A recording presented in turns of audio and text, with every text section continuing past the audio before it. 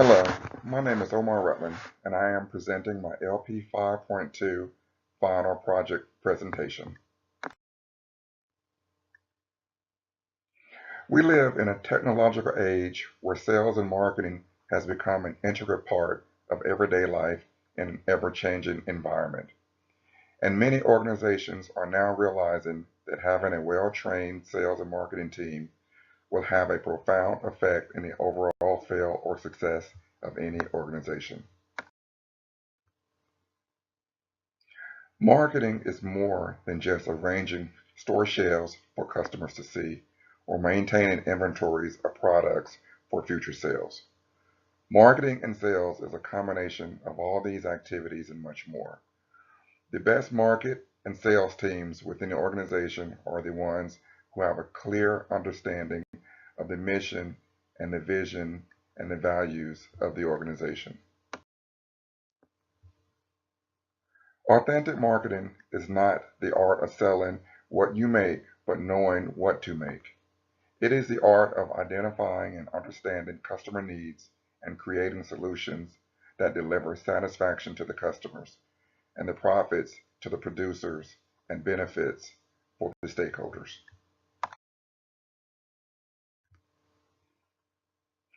One of the best definitions comes from Adak, who lectures at the Coventry and Warwick University, who said, "Marketing is about getting the right goods or services in the right quantity to the right place at the right time and making a profit out of the operation."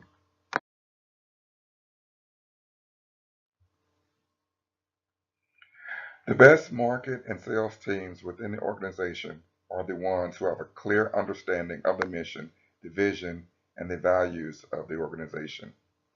The overall objective for any organization is to be successful, and they can achieve this through survival, profits, and growth. The impact of globalization has opened the doors for many organizations to operate both domestically and abroad. In recent years, multinational corporations have grown and they have played an important role in countries abroad.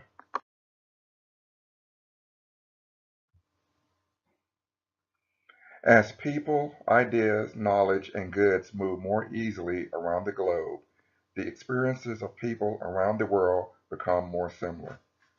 Globalization implies the opening of local and nationalistic perspectives to a broader outlook of an interconnected and interdependent world with free transfer of capital, goods, and services across national frontiers. When establishing or doing business abroad, it is important to understand the cultural dimensions of the host country that you are doing business in.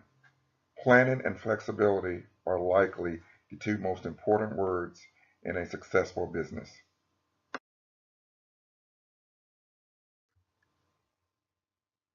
International trade is vital to the economies of most countries around the world. To increase trade, many countries have created free trade agreements with other countries. Under free trade agreements, countries agree to remove trade barriers. The United States currently have free trade agreements with 20 different countries, and they are listed below. The United States has completed negotiations of a regional Asia-Pacific trade agreement known as the Trans-Pacific Partnership Agreement and is in negotiations of the Transatlantic Trade and Investment Partnership with the European Union, with the objective of shaping a high-standard, broad-based regional pact. The three countries that I chose to expand my business operations into are Finland, Colombia, and Kenya. The best mode of entry into Finland would be by implementing a joint venture.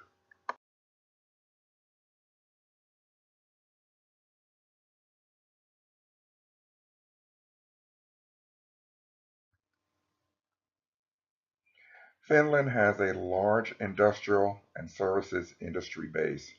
It is largely export-driven economy that is built on high-tech goods and services as well as forest industry products. Finland's priority sector for economic development include bioeconomy and clean technology, chemical industry, life science technologies, information and telecommunications technologies, electronics, and services. There are several ways you can do business in Finland, which are export direct, set up an agency, appoint a distributor, form a joint venture or manufacture under license agreement with a Finnish company, acquire all or part of a Finnish company, set up a local subsidiary in a market, and if you choose to export directly, you are advised to hire a local representative either on a commission basis or as an importer or distributor. Finland is a member of the EU and the World Trade Organization. Goods manufactured in the UK are exempt from import duties.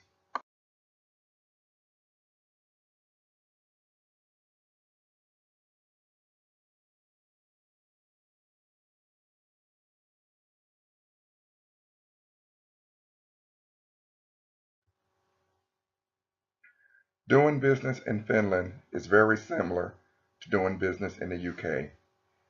If your product or service is successful in the UK, there's a good chance you'll be successful in Finland. At present, there are no major challenges to UK companies. For multinational corporations in the United States, doing business in Finland would be beneficial for all mutual parties involved. The next country that I chose to expand my business operations into was Colombia.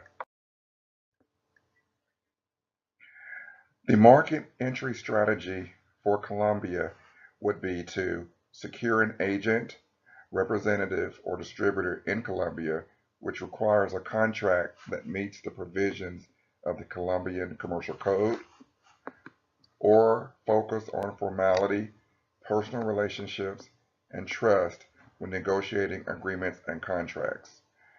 Communicate with the U.S. Commercial Service and the Economic Section of the U.S. Embassy in Bogota regarding specific concerns. Offer excellent after-sales service arrangements and maintain the sales relationship. Warranties or guarantees on imports are critical for supporting after-sales service in Colombia. Support your local partners' marketing efforts with advertising campaigns or by participating in trade shows. Do not be hands-off and visit often. When implementing a joint venture, parties to an international joint venture will share the cost and burdens of operations while profiting equally from a market share in both countries. Your partnership will allow you to sell your goods and services in your partner's home country and vice versa. The results include double financial power, twice the marketing ability, twice the sales, and in some cases, an entry into a market that might not otherwise be open to you. The pros to doing business in Colombia. I chose Colombia because it is the fourth largest economy in Latin America. It is the only country in South America with two seacoasts, the Pacific and the Caribbean, which provides tactical shipping advantages in today's global market. With the implementation of the U.S.-Colombia Free Trade Agreement on May the 15th of 2012, Colombia is the third largest market for U.S. exports in Latin America. Due to Colombia's close ties to the United States and Colombia's appreciation for the quality and reliability of U.S. products, consumers in Colombia often favor U.S. products and services over those of our foreign competitors. The United States is Colombia's largest trading partner, and Colombia is the 22nd largest market for U.S. exports in 2012.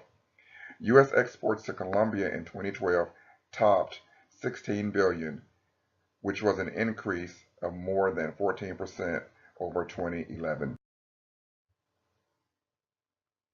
The best mode of entry into Colombia would be by implementing a joint venture. Colombia has been faced with market challenges.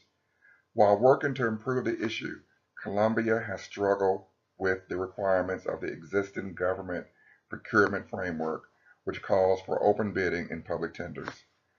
As such, there can be lack of transparency, fairness, and truly competitive bidding conditions in many tenders. Only firms licensed under Colombian law may provide legal services. Foreign law firms can operate in Colombia by forming a joint venture with a Colombian law firm and operating under the license of the Colombian lawyers in the firm. There are pros to a joint venture in Colombia. In Colombia, there are various external factors that could hinder the sustainability of a business, such as payment of social benefits, paying state taxes, etc. A joint venture would eliminate or reduce these trade barriers of entry into Colombia. The last country that I chose to expand my business operations into is Kenya. When entering the Kenyan market, the mode of entry would be direct foreign investment. Firms entering new markets must grow quickly to reach a size at which their operations are cost competitive with incumbent firms if they are to survive. A traditional entry strategy is to first appoint an agent or distributor and then enter and register as a U.S. company after sales have grown sufficiently. Kenya is one of the key logistical conduits into the East Africa Community regional market, consisting of South Sudan, Kenya, Tanzania, Uganda, Rwanda, and Burundi. Many foreign companies operating here do business under their own name to manage penetration into the larger and regional market. Kenya was the United States' 85th largest supplier of goods and imports in 2015. U.S. goods and imports from Kenya total 565 million in 2015, down 4.3% from 2014, but up 62% in 2005. The top import categories in 2015 were woven materials, net apparel, coffee, tea and spice, edible fruit and nuts, and special others. U.S. imports of agricultural products from Kenya total 140 million in 2015, leading the categories which includes tree nuts, coffee, unroasted, tea, including herbs, processed fruits and vegetables, and nursery products.